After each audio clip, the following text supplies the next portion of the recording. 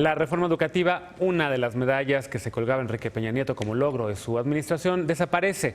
Según la Auditoría Superior de la Federación, en 4 años esta reforma no logró la profesionalización de los maestros ni tampoco mejorar la calidad de la educación. Ya hasta los priistas lo admitieron. ¿De verdad fue tan mala? Vamos a ver el contexto. Este miércoles el presidente Andrés Manuel López Obrador dio el primer paso para derogar la reforma educativa.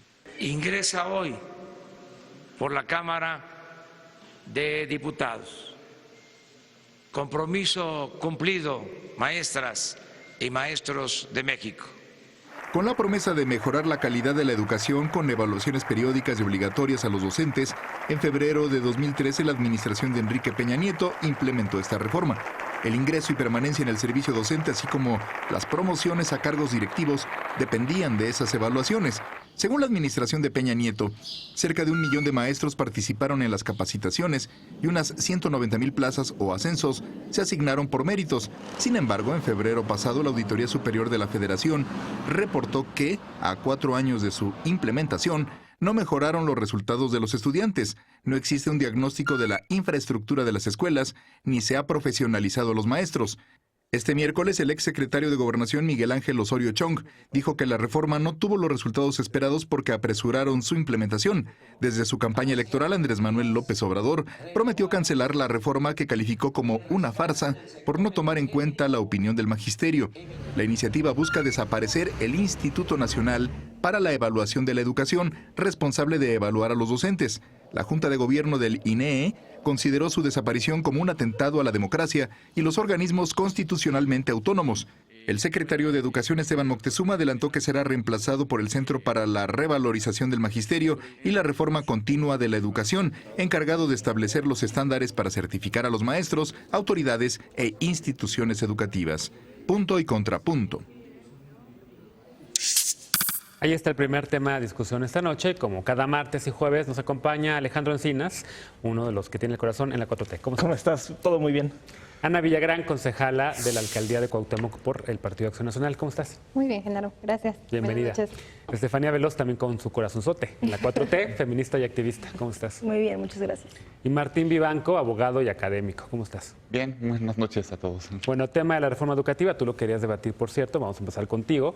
Ayer fue un evento importante para el arranque de este gobierno, lo dijo López Obrador, una promesa cumplida, el inicio de la derogación de la reforma educativa, aunque ya están por ahí diciendo que el Instituto Nacional de la Educación, de la Evaluación de la Educación, el INE, podrían pararse para no perder, digamos, porque tenía una especie de autonomía, entonces que podría incluso litigar esta desaparición, ¿no?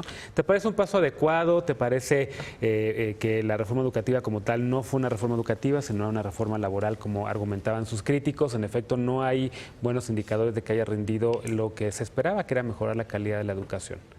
No, me parece un muy mal paso, porque contrario a lo que se dice y se quiere poner en la Constitución, que son los niños y las niñas de México, yo creo que es un paso hacia atrás. Se está regresando al antiguo régimen donde el magisterio y una parte del magisterio que no queremos, sobre todo la coordinadora, va a tener la rectoría de la educación. ¿Va a estar Gordillo de nuevo? Yo creo que sí. Okay. Yo creo que sí viene por ahí de un pacto que se hizo electoralmente, que pone en el centro no a la calidad de la enseñanza, sino pues a un pacto político de impunidad y de que alguien más controle la educación en este país. ¿Qué se hacía, no? Se creó el sistema profesional docente en el cual había evaluaciones, por supuesto, para el ingreso, permanencia de los maestros en el sistema educativo. Eso ya no va a haber. Entonces, primera pregunta, ¿cómo van a seleccionar a los maestros? ¿O vamos a volver al antiguo esquema donde se vendían y se heredaban las plazas? Primera pregunta, nadie sabe. Segunda, todo lo que se hizo en la reforma, que se malentendió por muchas cosas, mala comunicación, nos permitió depurar la nómina educativa. 44,000 maestros eran aviadores, ¿no? Eso generó un ahorro de 5,000 millones de pesos. Se crea el órgano constitucional autónomo, el INEE, para que nos diera lineamientos para la evaluación. Y todo eso se va a destruir. Entonces va a quedar algo que no entiendo muy bien qué es, más que darle el poder al Baster Gordillo, a la coordinadora de la educación. Es algo realmente lamentable. Estefanía y Alejandro, ¿les parece que demos primero el otro punto y luego escuchamos los contrapuntos? Ana Villagrán, ¿qué te parece este acto de ayer, la reforma educativa que se deroga, que inicia, digamos, la destrucción del gran logro del sexenio de Peña Nieto, uno de los grandes Yo logros? creo que es definitivamente un error Me gustaría, yo podría creer en una postura pro educación de los niños si el discurso de las autoridades y de López Obrador comenzara con un ¿por qué nuestros niños no saben restar? ¿Por qué nuestros niños no saben sumar? ¿Por qué nuestros niños llegan a ser adultos y no saben multiplicar? O sea, el discurso de todo esto no son los niños ni los estudiantes de México, es el magisterio. Ya lo dijo, él jamás insultará al magisterio, pero sí puede insultar a millones de estudiantes de la nación. Además, está hablando de cómo va a lograr que no haya rechazados en la UNAM. Si no está fortaleciendo la UNAM, los estudiantes aspiran a que no haya rechazados. Si la gente quiere entrar en la UNAM, ¿por qué no fortalecer las instituciones que han formado esta nación? Además, habla de la educación gratuita como si esta no existiera. O sea, dice, por fin, con mi gran poder y todo lo que tengo, vamos a crear la educación gratuita en este país. Pero discúlpeme, señor presidente, la educación gratuita ya existe y ha formado muchas generaciones de mexicanos exitosos. Y además, este discurso tiende a criminalizar también a la educación particular, a la educación privada. ¿Qué pasa con todos aquellos que por decisión elegimos también estudiar en las carreras en universidades particulares? ¿Estamos mal? ¿Tienen un enfoque erróneo? Y los que estudiamos en el extranjero también fuimos a aprender malas mañas, ¿no? Sí, exactamente. Yo creo que... Bueno, vamos a escuchar a Estefanía Veloz, el primer contrapunto de la noche. También, en efecto, todo el plan educativo de Andrés Manuel López Obrador incluye la creación de 100 universidades, 300,000 becados. Digamos que es mucho más que la simple derogación de la reforma educativa, ¿no? Yo creo que la compleja, incluso, derogación de la reforma educativa. Yo creo que la reforma educativa, a mí me da mucho gusto que se vaya. Sin duda fue una de las mejores propuestas de gobierno que hizo Andrés Manuel. Creo que fue una reforma para culpar a los maestros y a las maestras de lo que estaba mal en el sistema educativo. Fue una reforma para taparle el ojo a la gente y decirle, si bien sus hijos no están aprendiendo, es por esto. Esto es lo que está pasando, esto es lo que está mal. Y mandar a los maestros y a los maestros a un éxodo de lucha de derechos que además les costaron muchísimo, de lucha para poder sindicalizarse, organizarse. A mí me parece muy equivocado lo que dice Martín, porque si bien dice que se ahorraron mucho dinero corriendo aviadores, que la mayoría fueron maestros de verdad, y además esta reforma quiero recordar que mató a 11 personas en las manifestaciones que hubo en Oaxaca, acaban de sacar a 2 presos políticos maestros, sí. Una reforma sin duda que dejó mucha sangre. Yo creo que en el 2016 se hizo un recorte de 3.660 millones. Yo creo que a alguien que le importa la educación no te mete una reforma y te obliga a aceptarla y luego te hace recortes de esa magnitud. ¿En qué rubro? O sea, yo creo en el sistema educativo. Ajá. Se hizo ese recorte. Venía justo en el tema de la reforma educativa. Usted lo que tiene es austeridad, ¿no? Yo creo que, bueno, pero se está robando. Crean el INE, que les costó más dinero de lo que recortaron. A ver, pero ¿por qué dices que perseguimos a los maestros? ¿Dónde está lo punitivo de la reforma? O sea, lo punitivo de la reforma es decirle a los maestros, para empezar, si no cumples con se quitó la autonomía de... No, es que no son estándares de calidad. A ver, el tema es este. Ustedes no se dieron cuenta que en México hay desigualdad y que los maestros existe. No, por supuesto que existe la desigualdad. Exactamente. Sí. ¿Por qué le vas a pedir a los maestros de Oaxaca que entiendan el mismo protocolo de la Ciudad de México? ¿Cómo le vas a decir a los maestros de Baja California? Pero ¿por qué yo no estoy diciendo que yo no estoy diciendo que eso la reforma educativa. En la reforma educativa, en la mayoría de las evaluaciones que se hacen no son sobre conocimientos generales, son sobre protocolos. ¿Qué tiene que ver eso? No tiene nada que ver con el arranque de la reforma, en el arranque de la reforma sí hubo una estigmatización del magisterio, sí hubo, les decían maestros patarrajada, a mí me tocó fue a escribir una crónica en una ocasión de una marcha del magisterio y sí escuchaba yo unos gritos terribles en contra de los maestros y las maestras. Sí había una especie de, por lo menos en la narrativa del gobierno de Peña Nieto, de decir que los maestros y las maestras no hacían nada, que no iban a clases. Evidentemente había muchas cosas así, pero no todos eran en ese sentido, ¿no? Sí hubo un desprestigio, digamos, hacia maestros y maestras que sí hacen. Fue una manera de...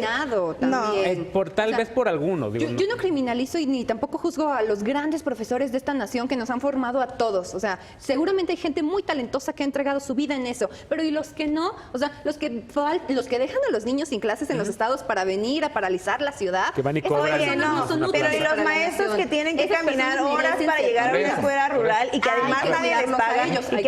Escuchamos a Alejandro, que no hemos oído todavía el punto de Alejandro Lucía. Bueno, suscribo todo lo que dijo Estefanía, pero además añado que la reforma educativa fue una enorme farsa. Y para eso que hablen las cifras, no los discursos. Miren cuánto se destinó para la evaluación de cada maestro docente. 2.124 pesos en promedio por cada maestro docente, por cada maestro. ¿Y cuánto gastaron en la capacitación de estos maestros? 486 pesos. No se trataba de tener una reforma que profesionalizara el servicio docente. La inversión de estos recursos y canalizarlos en la evaluación te habla más bien de una reforma que se quería desquitar, que quería ser punitiva. Son pasos lógicos. Y segundo, en 2017 se ejerció un subejercicio del 42% para el programa del servicio profesional docente, es decir, para la capacitación. En ese mismo año, Aurelio Nuño, que era secretario de Educación Pública, sobreejerció un recurso por 2.680% en gastos de publicidad. Es decir, se gastó más en cacarear la reforma que en implementarla. 2.000 millones de pesos para publicidad. Hay quien dice que en su candidatura 949 millones de, ¿no? claro, Ni siquiera la reforma educativa. A ver, pero es que es un paso lógico. Y no fue reforma educativa. Para capacitar, No, porque no se cambiaron los planes de para estudio. capacitar necesitas saber cuáles son las falencias, las fallas que tienen los maestros. La única manera de saber eso es evaluándolos. Entonces, primero evalúas, luego capacitas. Se hizo un programa de formación continua. Ahí está. Entonces, evalúas, capacitas y no corres a ningún maestro. No, Claro, pero estos- lo sometieron. Era una método de a ver, Es que sometimiento. nada más estos datos Vamos a ver. que te estoy dando son de 2017, ya Por habían eso, a ver, pasado ¿en 4 años de... ¿En qué año se hizo la reforma educativa en Finlandia? 1973. Empezó a rendir frutos hasta el 2000. Todas las reformas educativas, sobre todo cuando son estructurales, todas las reformas, una Requieren tiene muchas que generaciones. pelear contra inercia. A ver, tiene- Martín, una por pregunta. supuesto, sí. ¿Tú crees, o sea, tú de verdad no crees que esta reforma pretendía llevar la educación un poco al tema de la privatización? A que No, cada vez claro, las no, empresas, ese es su a problema. que cada vez, No dejan no, de- yo te lo estoy diciendo, no soy la esos primera discursos persona. Esto se discutió. No, Esta reforma eso, permitía sí. que las empresas invirtieran cada vez más en el tema de la educación, ¿sí o no? ¿Pero en qué parte? No, es En que- las escuelas. Esto No, permite. lo que se hizo En se la fortaleció libertad de gestión. Ok. la educación bien. pública, se evaluaron los maestros, se formaron, también se presentó un modelo educativo, también se presentó escuelas al 100, toda la infraestructura educativa. O sea, no fue una sola cosa.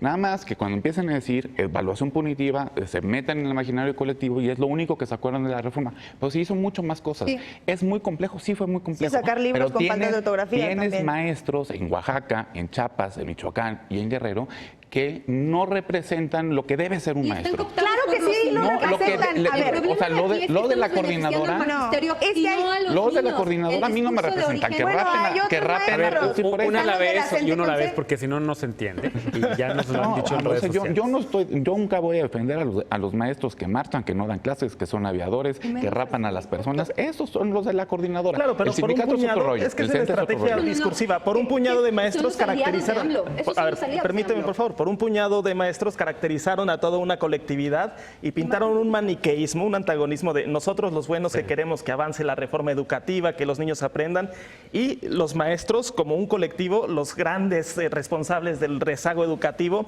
deslindándose de décadas de abandono por parte del Estado. El del sector principal educativo. sindicato de América Latina acompañó la reforma, que es el Sindicato Nacional de Trabajadores de la Educación, el CENTE, no la coordinadora. Y dos, si la evaluación era tan punitiva y tanto, ¿por qué se evaluaron 1.500.000 y por qué ahorita hay 290.000 nuevos maestros que entraron a través de oposición? Hay Porque que además considerar, fueron muy- no, fueron muy maestros, ineficientes. Maestros que entran Martín, con es que cero tenemos- derechos no, laborales. es que tenemos Ponlo que sobre la escuchar- mesa. no, Claro que no. Esta A ver, reforma tenemos hizo- que escuchar no. lo que No, está diciendo a ver, Martín en el es sentido de las draconiana, cosas buenas claro. que hubo Dime. y que al final de cuentas está desapareciendo, beneficios que sí existieron y no se está dando una continuidad cuando las cosas no se pueden dar así. Bueno, ahora yo No, te pregunto, a ver, ¿estás de tú estás acuerdo diciendo con la que herencia y la entran- venta de plazas? Sí. Con la herencia y la venta de plazas. Ok, no venta de plazas, pero creo Con que la tiene herencia que de haber plazas. A ver, es que yo no estoy diciendo esto. Yo lo que estoy diciendo es, tú me estás diciendo a mí que entonces se metieron muchísimas más personas que ahora van a dar clases, ¿no? Maestros y maestras nuevas. Ok, esas maestras concurso. nuevas ya no van a tener los derechos que Lo único- muchos lo- años tuvieron los ¿Pero qué maestros y las derechos? maestras. Estamos hablando de Eso es de los derechos laborales. nada más acabo- derechos laborales sí, que sí, eran sí. tanto. Esto es bien importante, nada más acabo mi punto. Los que entran ahorita, efectivamente, lo único que se le agregó es, si no sabes dar clases, Te sí vas, te voy a correr. punto, ¿Por qué? Porque eres claro, mal maestro. y eso se Punto. vale. Un ingeniero Punto. que Eso no es sabe un- o sea, eso construir, no es una- no saben es una gobernar, no obliga- saben es una gobernar, obligación no que saben tenemos. A ver, pero en una Sí, universidad no es lo como el mismo. CIDE, por ejemplo, a una persona que acaban de contratar como profesor asociado le dan hasta 4 años o 3 años años para presentar un plan de trabajo y lo evalúan hasta dentro de 3 años, no inmediatamente. O sea, una persona que acaba de tener un doctorado, que a lo mejor nunca ha sido docente, pues tiene que aprender a dar clases también. Ahora, lo evalúan. Pero, o sea, Sí, pero 3 años después. uno de los problemas de la podemos evaluación. discutir eso, pero no el concepto de evaluación. Gilberto Guevara Nebla, que es subsecretario hoy, tiene un gran libro, se llama El poder de la escuela, el poder del maestro, donde defiende la reforma educativa que hizo Enrique Peña Nieto. Léelo, en la página 17 dice, ¿es una medida draconiana la evaluación? Sí, ¿por qué? Porque está el interés superior del niño frente a todo lo demás. Todo, es que por supuesto. En eso Pero estamos ¿qué de están acuerdo. evaluando? El subsecretario pero es que ¿Qué están el discurso evaluando? oficial A ver, pero es- A ver, vean tenemos el un diseño- minuto, el diseño últimos de- 30 segundos, 30 rapidísimo, segundos. ven el diseño de la evaluación. Tú dijiste que si no sabe dar clases frente al salón, pues que se vaya.